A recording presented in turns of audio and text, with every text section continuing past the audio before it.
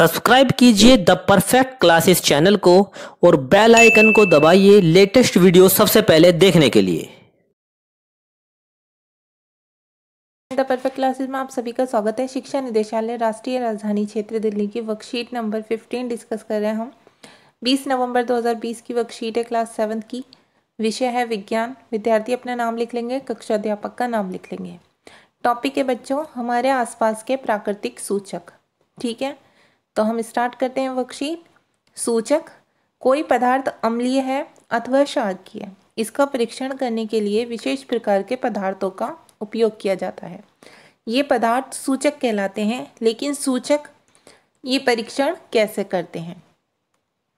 एक अम्लीय या क्षारकीय पदार्थ युक्त घोल में रंग परिवर्तन के द्वारा। तो पहला देखते हैं यहाँ पर देखते हैं लिटमस, एक प्राकृतिक रंजक। ये सबसे अधिक इस्तेमाल किया जाने वाला प्राकृतिक सूचक है। इसे लाइकेन से निकाला जाता है। आसुत जल में इसका रंग बैंगनी, ठीक है, होता है, पर्पल भी बोल देते हैं। यह विलयन के रूप में अथवा कागज की पट्टियों के रूप में उपलब्ध होता है। इन पट्टियों को लिटमस पत्र कहते हैं।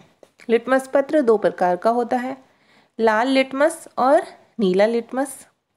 जब लाल लिटमस को अम्लीय विलयन में डाला जाता है तो ये लाल हो जाता है।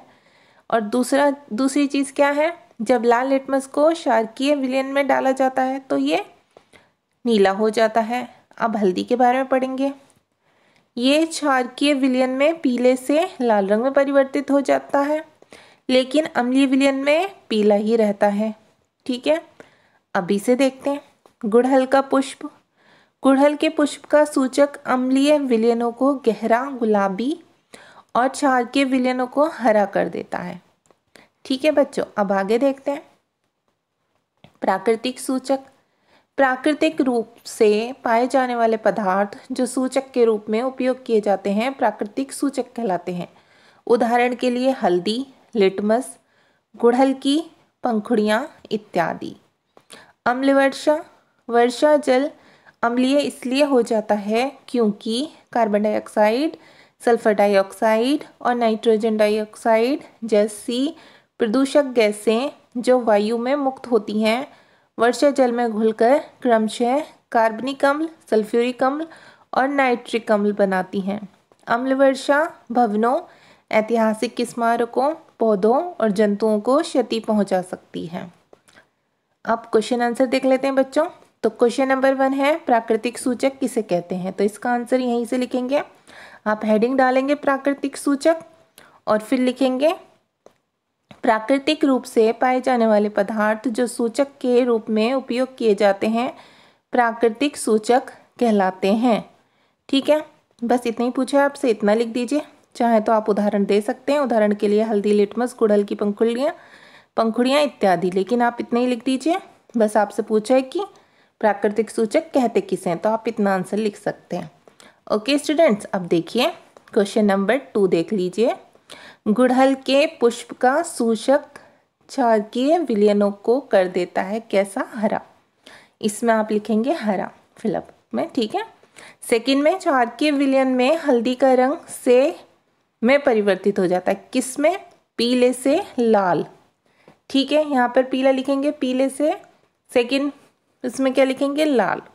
अब क्वेश्चन नंबर 3 है, आप अम्लीय विलयन एवं क्षारकीय विलयन में लाल लिटमस पत्र पर क्या परिवर्तन देखेंगे? तो इसका आंसर आप यहाँ से लिखेंगे, यहाँ से लिखना शुरू करेंगे। लाल यहाँ से। लिटमस पत्र दो प्रकार का होता है, लाल लिटमस और नीला लिटमस। ठीक है, फर्स्ट पॉइंट डाल के लिखेंगे, जब नीला लिटमस को अम्लीय विलयन में डाला जाता है तो ये लाल हो जाता है। ठीक है, दूसरा पॉइंट लिखेंगे, जब लाल लिटमस को क्षारकीय विलयन में डाला जाता है तो ये नीला हो जाता है।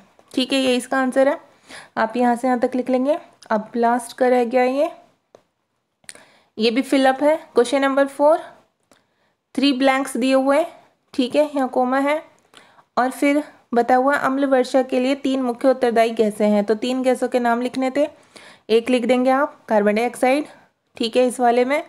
दूसरे में लिख देंगे सल्फर डाइऑक्साइड, तीसरे में लिख देंगे नाइट्रोजन डाइऑक्साइड।